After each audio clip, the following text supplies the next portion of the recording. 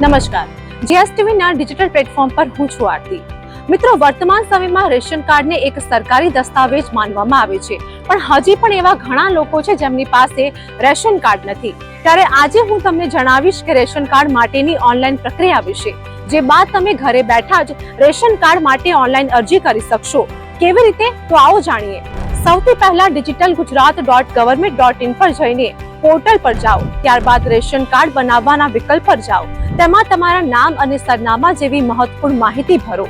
ત્યારબાદ આધાર કાર્ડ, મતદાર આઈડી, વીજ બિલ અથવા પાણીનું બિલ જેવા દસ્તાવેજો અપલોડ કરો અને ત્યારબાદ અરજી ફી ચૂકવો। ત્યારબાદ તમે ભરેલી તમામ માહિતી ધ્યાનથી વાંચો અને સબમિટ વિકલ્પ પર ક્લિક કરો। જે બાદ તમારી અરજીની પાત્રતા નક્કી કરવામાં આવશે અને જો તમે પાત્ર છો તો તમારું રેશન કાર્ડ થોડા દિવસોમાં આવી જશે।